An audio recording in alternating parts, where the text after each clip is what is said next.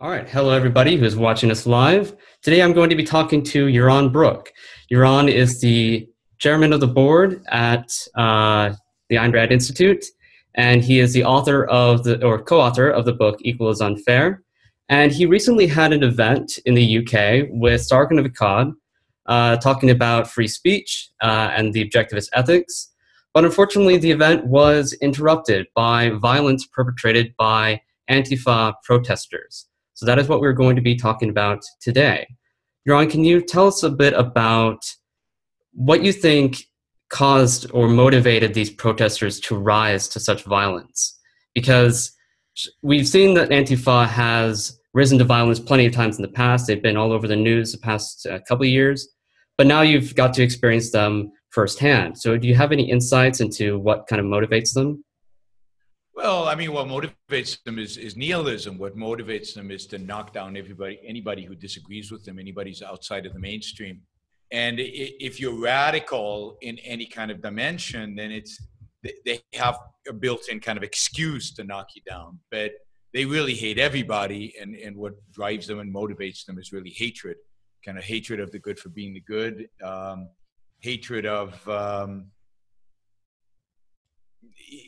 hatred of ideas, hatred of values. But in this case, KCL, King's College London, is a university that is very leftist. It's very, we were told in advance that there would be safe space marshals at the event. This is before Tifa, before demonstrations, before anything. We were told we would only be allowed to hold the event if safe space marshals could attend. And of course, they had the authority to shut down the event at any point in time.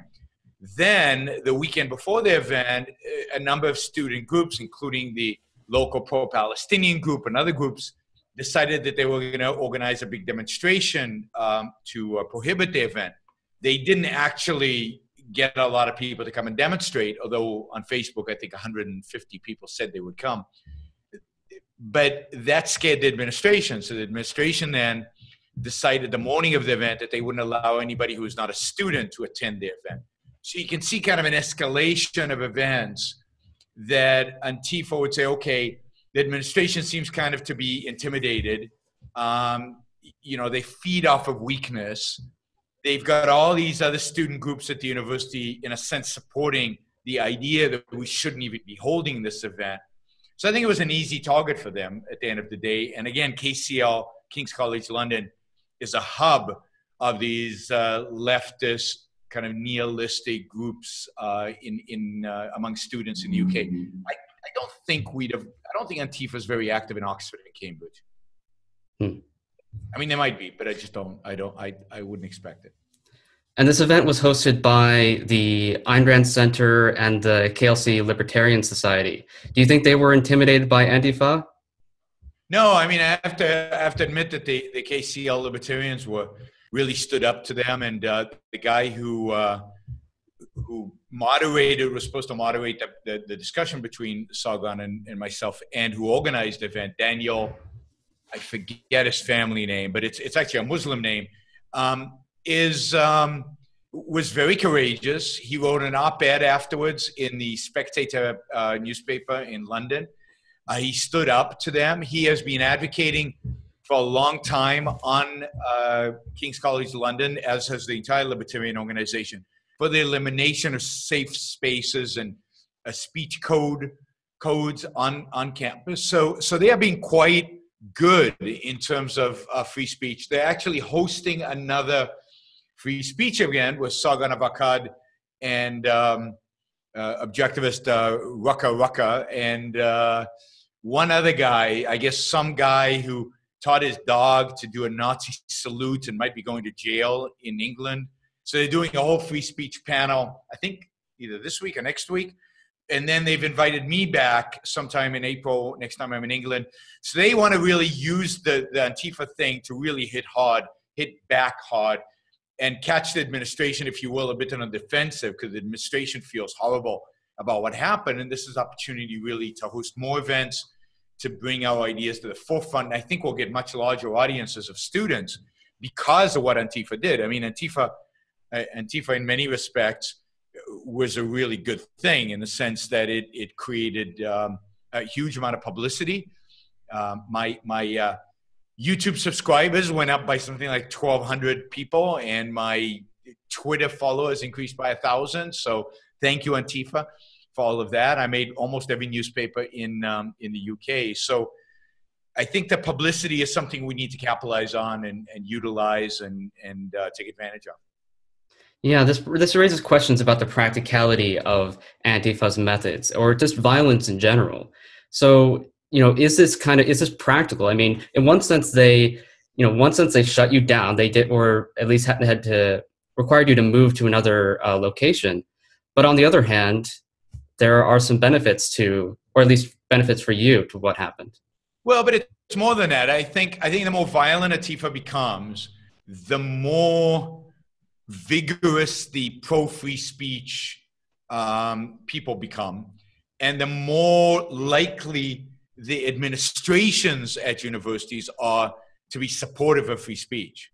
So I think it actually backfires completely. And by the way, the same is true of Islamists, right? Look, the left is winning on campuses. They don't need Antifa.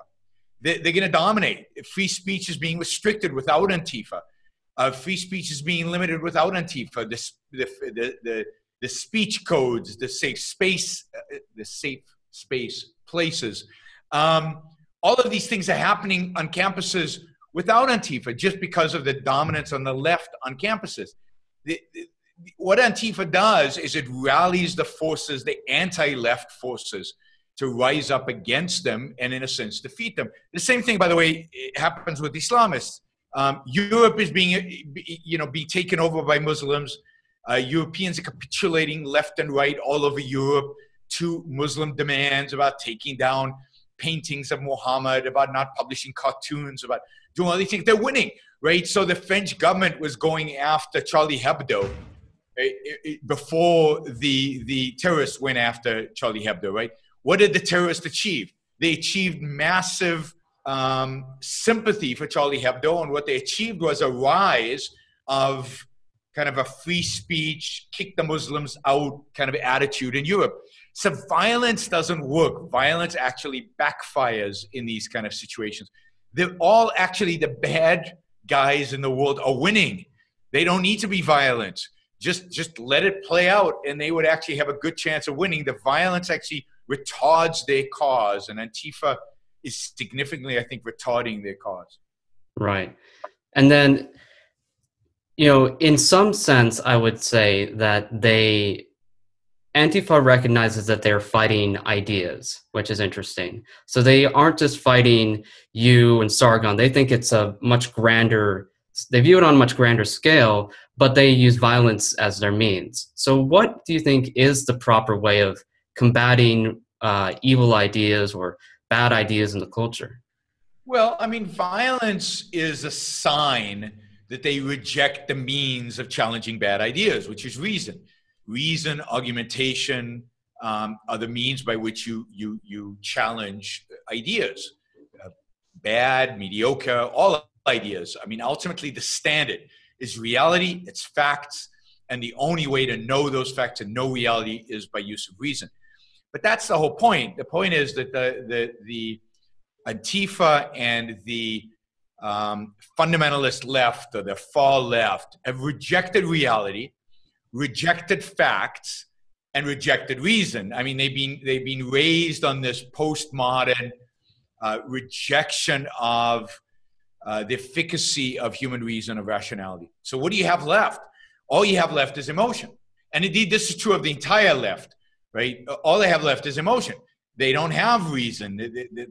There's a small fraction of people on the left who still are advocates of reason, people like Steven Pinker and Sam Harris and people like that. But the left that is dominant today on campuses is a left that, by rejecting reason, leaves only one avenue open to itself, and that is the use of force.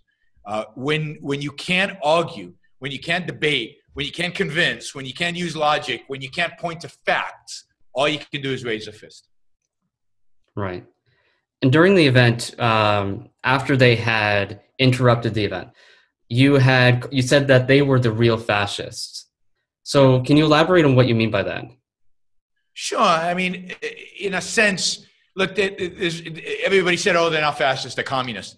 I mean, big difference, right? It's the same thing. The point is that they're the authoritarians. They're the ones who want to silence. They're the ones who want to impose. They're the ones who want to use violence in order to impose their views on everybody else and not accept a discussion, not accept a debate, not accept reason as the standard.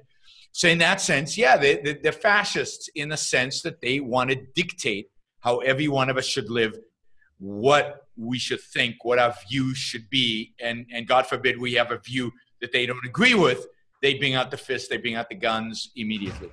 So one indication of fascism is the intolerance in terms of willingness to use violence for ideas you don't agree with. It's not just a moral judgment. I don't agree with a lot of ideas and I judge them. I say those ideas are evil. It's going from those ideas of evil to, let's go and use force against those people who use those ideas. That's kind of what makes them authoritarian, fascists, communists. I mean, they're really what they really are is nihilists. But if I shouted at them, look, just a bunch of nihilists, they probably would have taken it as a compliment. I don't think they understand what nihilism, or maybe they do understand, but I don't think the public or the general audience understands that nihilism is the real evil here. It's not that they are for any set of ideas. These are not even communists or fascists for that matter, in the old traditional sense of they have a vision for society one day where we're all running around, to each according to his needs, from each according to his ability, in some naked utopia, frolicking and having fun. They don't believe in anything like that. Or they don't believe in a fascist utopia one day. They don't believe in anything. They believe in destruction. They believe in knocking stuff down. They believe in the anti-values, and they don't have any positive values to offer in replacement. It's not like Antifa. If you ask them, well, what do you stand for? They have anything to say. That they call themselves communist anarchists. And yes, they want the complete destruction of society, complete destruction of civilization. And it's, of course, communist anarchist is a completely meaningless term. And it basically means destruction. It basically means a negation of any values. I understand that you have no hesitation to be making judgments of other people. So I'm wondering how you evaluate these Antifa protesters, because so many of them are young and so many of them are students. And I've heard you talk before about how you distinguish between older adults and young adults in terms of their beliefs and their actions. So how do you evaluate these people morally? Once you use violence, you're gone. I mean, once you use violence, the moral judgment is easy. You're a bad person. You're immoral. What degree of evil you are, maybe because you're young, you don't quite attain the highest degree of evil, but you're still evil. So the use of force is not something that you can justify or excuse or pretend to be innocent about.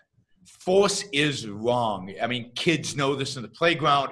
They've been taught hopefully they've been taught by adults that this is wrong.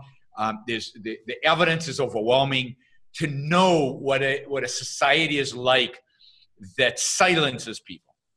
And not only to advocate for such a society, but then to actually act out as if you live in such a society, as if you're the enforcer in such a society, is inexcusable. So no, they are evil, and they are bad people, and they're immoral. Are they redeemable? Sure. I mean, they are young, and it certainly is possible that some of them in 5 years will look back and hopefully apologize and feel bad about what they did when they were young. But that doesn't mitigate what they are right now, right? What they are right now is what they are right now. They can redeem themselves and then they'll be better people. But right now they're immoral. They're clearly immoral people. And that's true. I mean, that's generally, I think, a principle that you can't innocently initiate force. The initiation of force is a red line. It crosses you over to the realm of immorality almost at any age. I mean, yeah, sure, 12-year-old, okay. I mean, and I don't want anybody to go back into my background and find all the fighting I did in school. But after a certain age, when you're, when we could consider people morally responsible, 16, 18, whatever it happens to be, suddenly if you're initiating force, you're a bad person. Yeah, it certainly seems that once we expect people to use their minds, to be able to use reason and deal with people rationally, then yeah, there's no excuse for violence. No, yeah. and of course, that has to be the expectation, because there's no other way to. If we don't expect that, then we've accepted the idea that violence is the only way in which to deal in society, and that's a sad day for all of us if to live in that kind of context. So I think we have to expect that the standard is reason, that the standard is debate and discussion, and I think even the opponents, most people on the left don't use violence. Most people on the right, even the right that I don't like, don't use violence. It's only a certain subsection of them that use violence. And, those who do are beyond the pale. I want to bring up another group that you adamantly oppose, which is the alt-right. And so I'm interested to hear how you compare Antifa to the alt-right, at least in terms of how they protest or perhaps the ideas that they are motivated by. Well, Antifa has a much larger base of support right now, particularly on campuses. So they can get away with the violence. And Antifa is also viewed by the culture as almost acceptable, right? Yeah. They're just fighting fascists, right? They're just fighting neo-Nazis. They're just fighting bad guys. So there's a tolerance of them, which makes them more powerful, which gives them more energy, which gives them more moxie to actually go out there and act and do this stuff. I think the alt-right, for the most part, put aside some of the neo-Nazi groups that protest in places like Portland, where you are, and who I think they have a regular protest in Portland, or what we saw in Charlottesville. If you put aside some of those events, the alt-right, for the most part, hides behind, pseudonames on the internet. They're vicious, they're vile, they're disgusting, they're horrible, they're awful, they're really, really nasty people. And from a moral perspective, their ideas are just as evil as Antifa's ideas. They are just as nihilistic, they are just as disgusting.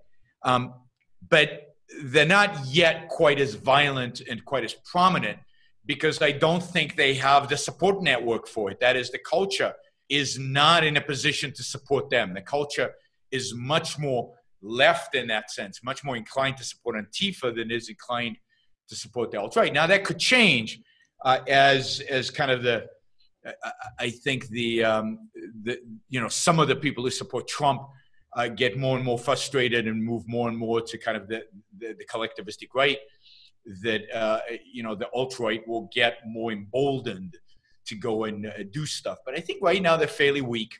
Again, their primary means of battle is to harass people on Twitter, and I've been exposed to that. It's some of the most disgusting, vile stuff I've seen.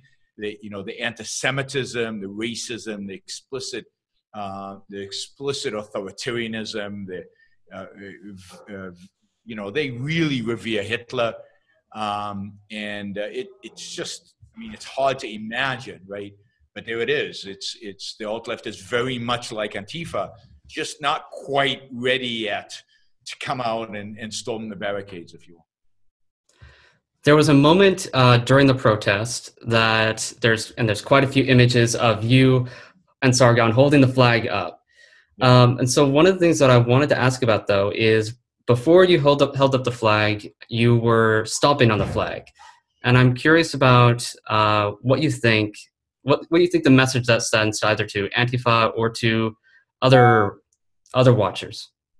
Well, it sends the message that, in a sense, we won, and we're not going to let them win. That is that we're not going to let them silence us. We're not going to let them intimidate us. The stomping on the flag is symbolically stomping on their ideas, stomping on their movement, but really a sign of indignation and unwillingness to surrender to them. So, the fact that they come storming in with this flag and they lose it, and somebody in the audience grabbed it. It wasn't me or Sargon who actually grabbed the flag. It was somebody in the audience who then handed it to us. The flag means something to them. It's symbolic for them. And for us to have the flag and to, stomp on it, I think stomping on it is more substantial than waving it. Indicates that, again, we're not intimidated, we're not afraid, and they will not silence us. Right. And then what does it look like for the future for you? Are you going to continue speaking at universities? Yeah, I mean, it never stops, right? So I'll be at 2 universities next week. I'll be at University of North Carolina, Wilmington on Monday next week. I'll be at Cornell University on Wednesday. Then the following week, I'm actually doing an event with Dave Rubin. So maybe Antifa will show up there at Central Florida University in Orlando. So I think that's 3 universities. And then I'll continue in April. I do a lot of talks at universities outside of the US. So starting in Latin America, I'm doing a lot of events in Argentina and Brazil, and then in Eastern Europe. So Serbia, Hungary, Ukraine, and Georgia. And hopefully, if all the logistics work out, I'll be back at King's College on April 12th to stick it to them with another event. I hope maybe just to give a lecture, my talk on free speech. And I think what will happen is that the administration this time will take security seriously and actually spend some money to secure the place. And Antifa won't show up because they're afraid when there's real security. But it'll teach the university a little lesson, and it'll teach the audience a lesson. And I think it'll be a good event. If we'll see if it'll happen. And then it keeps going May, June. It slows down in the summer because you guys go on a holiday. It's quite a life being a student. And then it starts up in September again with universities. And the other thing I'm doing a lot of is high schools. And I did a few talks on free speech in England at high schools this last trip. So the younger we can expose people to these ideas, the better, is my view. That's all excellent to hear. So I'd like to ask one final question. And because Strive's audience is mostly composed of students, I'd like to ask if you have any advice for students who oppose Antifa and perhaps want to support people like you who are promoting free speech, but don't necessarily know how to either handle their classmates or their peers or their friends who are on the other side of the fence. Yeah, I mean, I'd say invite me to campus. I mean, that would be one thing to do. Get one of the pro-free speech groups on campus, whether the libertarians or the conservatives or the Republicans or the Democrats or the liberal pro-free speech group, whatever, to invite me or Steve Simpson or Dave Rubin or one of these guys to do an event on campus. I mean, I'd also suggest, you have to speak up. This is not an issue where you can afford to stay silent. It is your generation that is going to suffer the consequences of what is going on today in campuses. I'll probably be long dead when this is fully manifest and you guys are in your middle age and you have to live under authoritarian government. And I hope that doesn't happen. I don't expect it to happen, but that is the real risk. That's what the fight is really about. And in many respects, that's more your fight than my fight. So I would encourage people to speak up, to talk, to debate, to not back down without being obnoxious. I talk a lot about, I think objectivists are way too obnoxious and turn people off. You can say all the things you want to say in a nice, pleasant tone. You can say all the things you want to say using reason and logic. And when somebody on the other side is unreceptive, walk away. There's zero reason to keep talking to somebody who doesn't want to hear what you have to say. Unless you're doing it for an audience. I mean, I do it all the time because there's an audience. Like when I debate people, they don't really care what I say. And I don't really care what they say. I'm debating the audience. I'm talking to the audience. That's who I care about. It's not the person on stage with me. But don't come across as obnoxious. Don't come across as authoritarian. You know, I'm an authoritarian for free speech. You know, come across as pro-reason, as using logic, as looking at facts, as defending free speech from the right perspective. Listen to what Uncle Gate has to say about free speech. He's very good on this. I've got some talks on free speech. And of course, Steve Simpson is writing. There's a lot of material on the Ayn Rand Institute website on free speech. Steve just did an event, I think, last week at Berkeley.